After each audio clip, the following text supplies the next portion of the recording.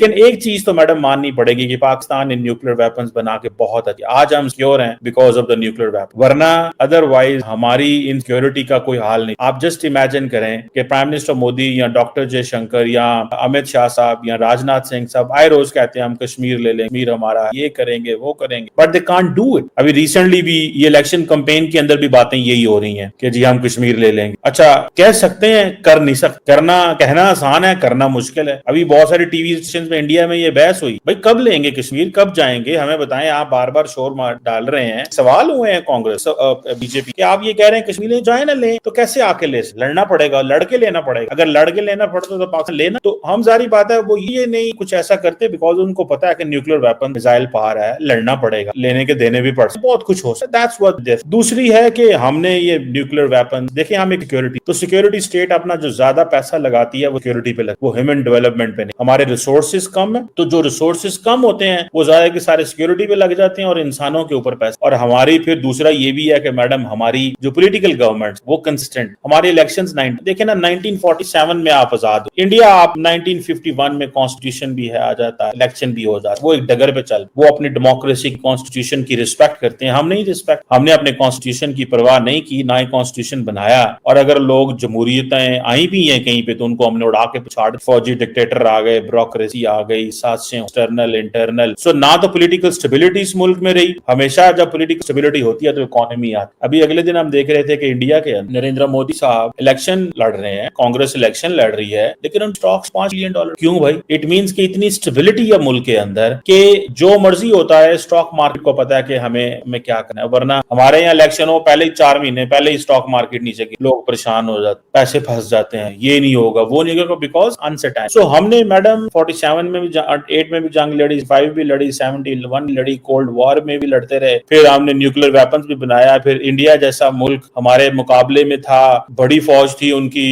वो बड़ी तजर्बे कर रहे थे, न्यूक्लियर वेपन्स पे जा रहे थे, हम भी पीछे पीछे पीछे भागते रहे। और पॉलिटिकल स्टेबिलिटी थी नहीं, जंगों का हिस्सा थे, घर में अफरा तफरी थी, तो रिसोर्सेज सही, वो रिसोर्स जो लोगों पे जाना चाहिए थे, जो इकोनॉमी बेहतर होनी चाहिए थी, वो हुई नहीं। और आज ये हालत है कि आज हम जान के लाले पड़े हैं, कभी एक मुल्क कभी दूसरे मुल्क। मैं देख रहा था अंबानी साहब जो है वो अफ्रीका में पैसा लगा रहे हैं, यही इंडिया के बिलियनियर्स पाकिस्तान में पैसा लगा रहे होते हैं, उनको पता होता है नियरेस्ट मार्केट। बिजनेसमैन ने तो फायदा उठाना होता है, बिजनेसमैन को तो पैसे से गर्ज होती है, बिजनेसमैन को तो इस चीज से गर्ज नहीं है कि पैसा मेरा कहां जा रहा है। तो वो गाना में 5G देंगे, लेकिन पाकिस्तान में तो 4G चल, बल्कि 1.5G चल रहा है जो मेरे इलाके में, आपके इलाके में दोस्तों 5-4 चल रहा हो, हमारे इलाके में तो फाइबर ऑप्टिक भी नहीं चलती। सो द पॉइंट इज के हमें ये चीजें जो है वो मार गई। अदरवाइज न्यूक्लियर वेपन बनाना अपने दिफा के लिए, दीज आर नॉट, वो जिसे कहते हैं ना कि पाकिस्तान के पास कोई चॉइस नहीं सिवाय न्यूक्लियर। मगर सर अब बात तो सारी यही है ना कि ये जो कहा जाता है कि हाँ जी न्यूक्लियर पावर है और बार बार धमकियां दी जाती दूसरी कंट्रीज को, जो किसी और कंट्री से कम ही ऐसा सुनने में आता है। लेकिन आपने जैसे बात की कि जी पाकिस्तान जो है वो क्योंकि भारत ने बना लिया तो जी हमने भी बना लिया, सब कुछ हो गया, ठीक है सही है। लेकिन फिर भी सर वो जो कश्मीर की बात आपने की कि जी वो कश्मीर ले नहीं सके, तो सर 4 जंगें तो हमने भी लड़ी है, हम भी तो बार बार कश्मीर पर दावा दायर करते रहते हैं कि जी वो कश्मीर जो है वो भी हमारा हिस्सा है, हम उसे ले लेंगे। हमने भी कई बार ये बात की है, हम बार बार वहाँ के लोगों को उस्काते भी रहते हैं कि जी मतलब वो खड़े हो जाए अपने लिए, हम उनके साथ खड़े। उनकी स्टेटमेंट तो पाकिस्तान की तरफ से भी जाती रही है, 4 जंगों के बाद ना बोले सके ना हमले, तो है ये नहीं। देखिए सिंपल सी बात है, जंगें तो हुई हैं, मैं सिंपल ये बात कर रहा हूँ कि हालात इस तरह के हैं कि अगर एक मुल्क ये कह रहा है कि हम कश्मीर ले लेंगे तो एक हॉस्टाइल स्टेटमेंट है ना। तो पाकिस्तान के पास जो न्यूक्लियर वेपन है that is a source of stability. India ने भी तो कई दफा कहा है, वो भी तो बड़ी दफा बातें करते, उधर भी तो कहते हैं कि अपने को फुलझड़ियां तो के लिए तो नहीं रखा हुआ न्यूक्लियर वेपन। अभी रिसेंटली मोदी साहब ने जो इंटरव्यू दिया था, एक रैली में बात की थी, उन्होंने कहा कि इमरान खान ने मुझे फोन किया जब अभिनंदन उनके पास, मैंने फोन नहीं उठाया और इमरान खान ने उसको छोड़ दिया, अगर वो ना छोड़ते तो वो कत्ल की रात। कत्ल की रात से क्या मतलब? अब बहुत सारे लोग तो इसको डिफाइन जानना चाहते हैं कि नरेंद्र मोदी साहब कत्ल की रात क्या चीज हो, क्या कत्ल हो? धमकियां ना सियासतदान पॉलिटिकल रैलीज में करते हैं, बंद कमरे में बैठ के बड़ी संजीदा होके नहीं करते, पॉलिटिकल लेवल पे करते हैं ताकि मैसेजिंग भी हो जाए और कहो जी वो तो पॉलिटिक्स कर रहे हैं, वो तो पब्लिक में है, ये उधर ही बनता है। तो ये चलता है, दोनों तरफ से करते रहते हैं। ये कत्ल की रात नरेंद्र मोदी साहब ने क्या, कोई पापा न्यू गिनी को तो नहीं कही ना, पाकिस्तान कही है। तो उसमें उसकी क्या डेफिनेशन की जाए, कैसे डेफिनेशन की जाए? लेकिन सर इसके किस्म की स्टेटमेंट तो आपको पता है कि इलेक्शन वगैरह के जमाने में चलती है, लेकिन अभी रिसेंटली मैंने, बल्कि आज ही मैंने एक वीडियो क्लिप देखा फवाद चौधरी साहब, तो आप भी उन्हें जानते हैं, मैं भी थोड़ा बहुत जानती हूँ, थोड़ा बहुत वो भी मुझे जानते ही होंगे यकीनन। तो मैं आपसे पूछना चाह रही हूँ कि उन्होंने उस क्लिप में कहा कि जी जो वोटर्स हैं, भारत के जो वोटर्स हैं, वो नरेंद्र मोदी जी को हरा दें और उनके बजाय चाहे राहुल गांधी को ले आए, चाहे अरविंद केजरीवाल को ले आए, ममता बनर्जी को, किसी को भी ले आए, इसलिए कि मोदी जी जो है वो बड़े कट्टर हैं और कट्टरपंथी जो है वो भारत में फैल रही है। क्या पाकिस्तान में कट्टरपंथी नहीं? आपको नहीं लगता? अभी जो रिसेंटली सरगोदा का जो वाकया हुआ है उससे पहले भी चर्चेस जलाए गए थे पाकिस्तान, मंदिर भी तोड़े जाते हैं, और अभी भी क्रिश्चियन जो थे उनको जिस तरह से मारा पीटा गया है और जो कुछ हुआ है, तो वो कट्टरपंथी हमारे पॉलिटिक्स को हमारे यहाँ नजर क्यों नहीं आती? और दूसरे के इलेक्शन में जाकर इस किस्म की स्टेटमेंट देना कि उनके वोटर्स को आप मिसगाइड कर रहे हैं, वट एवर, आप अपना कोई आइडिया दे रहे हैं, अगर मिसगाइड का वर्ड ना भी मैं यूज करूँ, आप उनके वोटर्स को अपनी तरफ से आइडिया दे रहे हैं कि उस पार्टी को वोट ना दें, उस पार्टी, क्या ये सही? देखिए, पहली बात तो ये है कि largely it's all about politics, ये सियासत है, ठीक है जी।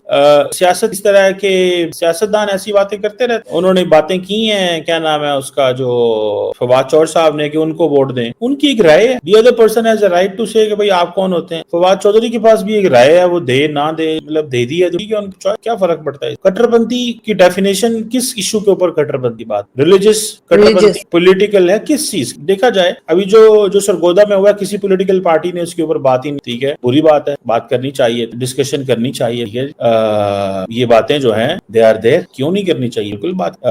कट्टरपंथी, किस कट्टरपंथी की रेफरेंस की बातें हो रही? सो ये बातें नहीं इंपॉर्टेंट के फवाद चौधरी ने ये कहा है कि पॉलिटिशियंस हैं, they have a right of opinion. क्या कांग्रेस के इंडिया के अंदर नहीं लोग कह रहे हैं कि इसको वोट दें, इसको वोट ना कहते हैं? आपको याद होगा जब डोनाल्ड ट्रंप इलेक्शन लड़ने लगे थे दूसरी दफा, तो हाउडी मोदी इधर किया गया इंडिया के अंदर। वो क्यों किया गया? नरेंद्र मोदी ने बेसिकली अपने इंडियन डायस्पोरा को अमेरिका में कहा था कि मैं इस बंदे को पसंद करता हूं या मैं चाहता हूं कि आप इसको vote. That was a tacit understanding. Political अमेरिकी सदर इंडिया के अंदर आके रैली करेगा स्टेडियम के अंदर, किस लिए? कोई उनका क्या काम है? उनका काम है तो वो दिल्ली एयरपोर्ट उतरेंगे, वो कहीं ऑफिस जाएंगे, मुलाकातें करेंगे, निकल जाएंगे, लेकिन वो पॉलिटिकल रैलीज करते हैं क्यों? To give a message to वो जो 3-4 मिलियन इंडियंस हैं अमेरिका के अंदर, कि ये बताया जाता है कि इंडियन और अमेरिका के जो ताल्लुकात हैं वो ट्रंप साहब की वजह से अच्छे होंगे। सो ये एक अंडरस्टैंडिंग दी जाती है। जय हिंद दोस्तों, स्वागत है आप सभी का हमारे चैनल पर। आपने सुना कमर चीमा को। कमर चीमा कह रहे हैं कि भारत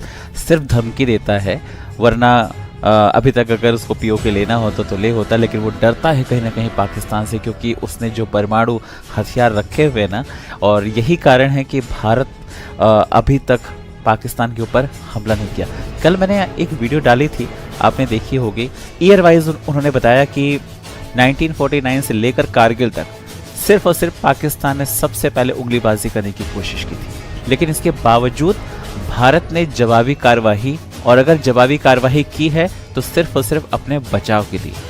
लेकिन पाकिस्तान ने हमेशा से ही एक तरह से भारत के अंदर दखल अंदाजी करी है, चाहे वो कश्मीर में आतंकी भेजने की बात हो, चाहे वो कारगिल जैसे युद्ध की बात हो, लेकिन इसके बावजूद इनको समझ में नहीं आता। अगर इनको लगता है कि ये परमाणु सक्षम है तो भारत भी है भाई, लेकिन भारत ने कभी भी वो दमखम नहीं दिखाया। आपके पास उतनी सेना नहीं है जितनी हमारे पास सेना है, आपके पास उतने हथियार नहीं है जितने हमारे पास हथियार है। जिस वक्त भारत की सेना सबसे ज्यादा थी उस वक्त आप परमाणु सक्षम नहीं थे, लेकिन भारत ने कभी भी अपने पड़ोसियों के साथ में इस तरह का व्यवहार नहीं किया, जिसका चूरन आपने हमेशा अपनी जनता के सामने बेचा है। और आज भी अगर आप सोशल मीडिया पर बैठकर कमर चीमा साहब इस तरह से बातें करते हैं ना, तो सच में यार आज अभी भी आप वहीं जी रहे हैं, आपको सारे फैक्ट्स पता है, उसके बावजूद आप ऐसी बातें कैसे कर सकते हैं, वो समझ से परे। आप पता नहीं अचानक से किससे इन्फ्लुएंस हो जाते हैं कि वही बातें आकर बोलना शुरू कर देते हैं। आप तो हकीकत जानते ना, आप तो एक पत्रकार हैं, लेकिन उसके बावजूद आप ऐसी बातें करते हैं। ये हमारे समझ से परे है कि आप जैसा बंदा, आप बोलते हो ना कि आप एक पॉलिटिकल स्टूडेंट हो और आप कॉलेजेस में जाकर पढ़ाते हो, आप आने वाली जनरेशन को ये शिक्षा दोगे, इस तरह की शिक्षा दोगे कि आज हम बचे हुए हैं तो सिर्फ अपने परमाणु के कारण, वरना भारत हमको खा लेता। भाई साहब, जब आप परमाणु सक्षम नहीं थे तब भी भारत ने आपको खाया नहीं है और ना आगे खाएगा, और जिस दिन खाना होगा ना चुटकियों में खा जाएगा, आपको पता नहीं चलेगा। कैसी बातें करते हैं आप लोगों का क्या कहना है कमेंट करके बताएं। चैनल पर नए हैं तो चैनल को सब्सक्राइब जरूर करें।